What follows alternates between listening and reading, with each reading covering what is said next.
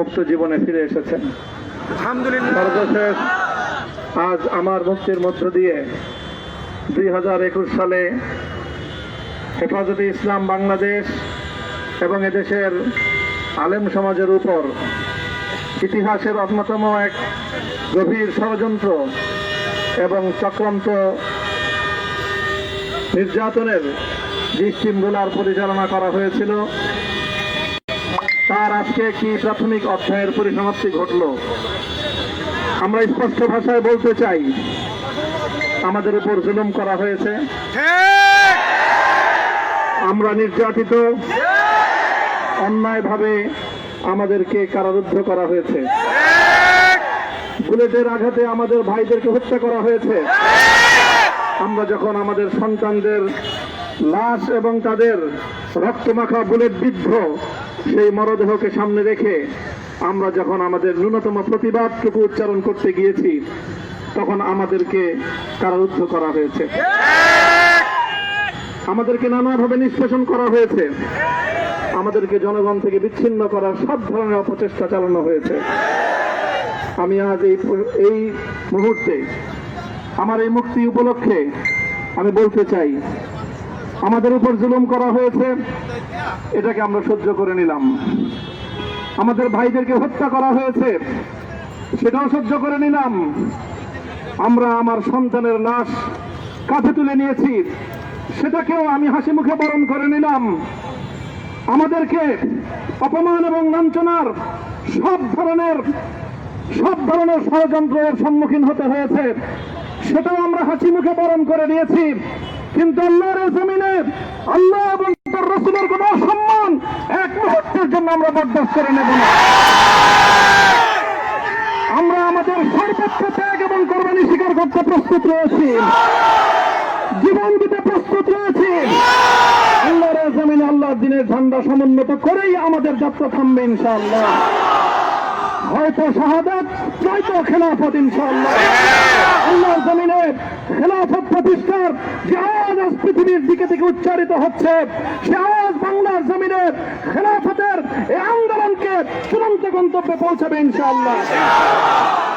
আমি বাংলাদেশের আলেম সমাজ, হেফাজতে ইসলাম বাংলাদেশ সহ বাংলাদেশ খেলাফত মজলিস সহ সকল ভ্রাতৃপ্রতিম সংগঠন, সকল ধর্মপ্রাণ, ইসলামপন্থী বিভিন্ন ছোটখাটো মতভেদ, মতবিরোধ, মত পার্থক্যের ঊর্ধ্বে উঠে যারা এলায়ে কালিমাতুল্লাহর এই এক বাণীতে বিশ্বাসী, আল্লাহর জমিনে আল্লাহর দ্বীন কায়েম করতে চাই, আমাদের তাআলাউ ইলা কালিমাতিন সাওয়াইন বাইনানা ওয়া বাইনাকুম এই এক মন্ত্রে উজ্জীবিত হয়ে আল্লাহর দ্বীনের ঝান্ডা সমুন্নত করবার এই আন্দোলন এবং সংগ্রামে আমি নিজেকে উৎসর্গ করার ঘোষণা করছি। এবং আমার সকল ভাইদেরকে, আমি সকল উলামায়ে কেরামকে এবং ধর্মপ্রাণ মুসলমানদেরকে, ইসলামী নেতৃত্বকে ঐক্যবদ্ধভাবে এই সংগ্রামের ঝান্ডা সমুন্নত করবার, ধারণ করবার আহ্বান জানাচ্ছি। এবং আপনাদের সকলকে আবার শুকরিয়া জ্ঞাপন করছি যে আজকে আপনারা এভাবে আমাকে উৎসাহিত করেছেন, উজ্জীবিত করেছেন। আল্লাহ পাক আপনাদের সকলকে উত্তম বিনিময় দান করুন। প্রিয় ভাইয়েরা,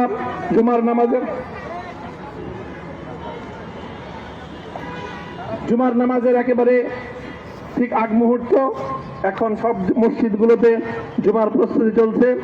আমরা এখন এখানে খুব সংক্ষিপ্ত দোয়ার মাধ্যমে আমাদের আজকের এই প্রোগ্রামের সমাপ্তি ঘোষণা করব। এরপরে ইনশাআল্লাহ প্রত্যেকে সুশৃঙ্খলভাবে যার যার জায়গা মতো বা আশেপাশের মসজিদগুলোতে গিয়ে আপনারা জুমার নামাজ আদায় করবেন। আমি আবারও বলছি, আমি আমার আলোচনার শুরুতে কোরআনে পাকের সেই আয়াতটুকু তেলাওয়াত করেছিলাম, হযরত ইউসুফ আলাইহিস সালাতু ওয়াস সালাম কারামুক্তি এবং প্রকৃত যারা অন্যায়কারী ছিল, সেই অন্যায়কারীদের স্বরূপ ওনার সামনে উন্মোচিত হয়ে যাওয়ার পর, জাতির সামনে তাদের স্বরূপ উন্মোচিত হয়ে যাওয়ার পর তিনি যে কথা বলেছিলেন, আমিও নবী ইউসুফ আলাইহিস সালাতু ওয়াস সালামের অনুসারী হিসাবে তার সুরে সুর মিলিয়ে, কণ্ঠে কণ্ঠ মিলিয়ে কথাই বলতে চাই, লা তাসরিবা আলাইকুমুল ইয়াউম। ব্যক্তিগত আক্রোশের প্রতিশোধ আমরা কারো কাছ থেকে গ্রহণ করব না।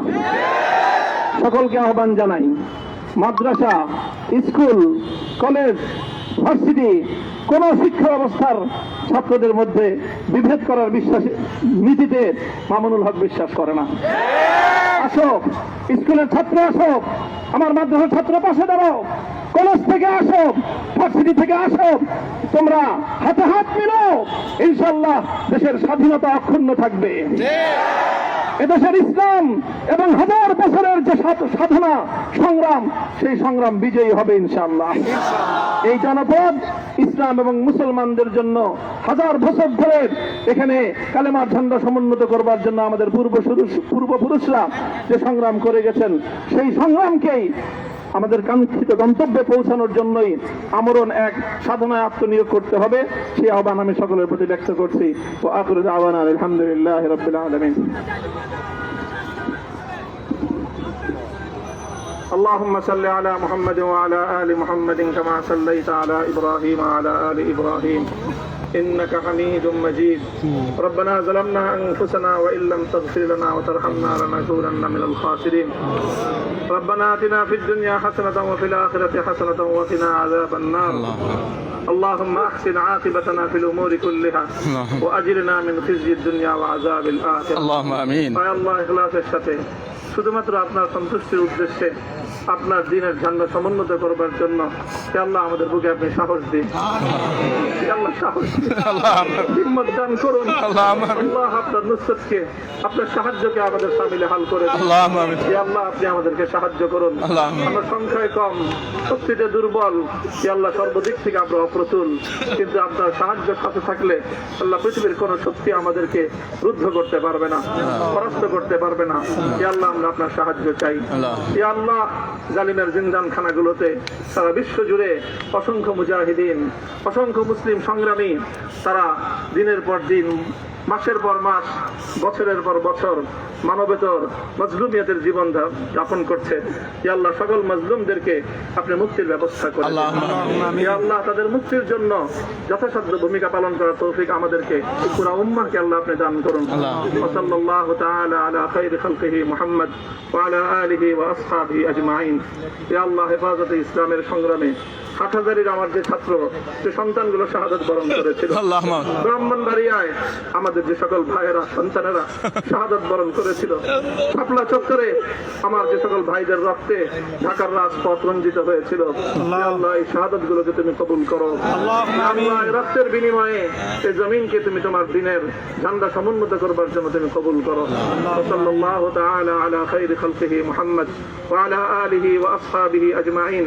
সুবহান রাব্বিকা রাব্বিল ইজ্জাতি আম্মা ইয়াসিফুন ওয়া সালামুন আলাল মুরসালিন ওয়ালহামদুলিল্লাহি রাব্বিল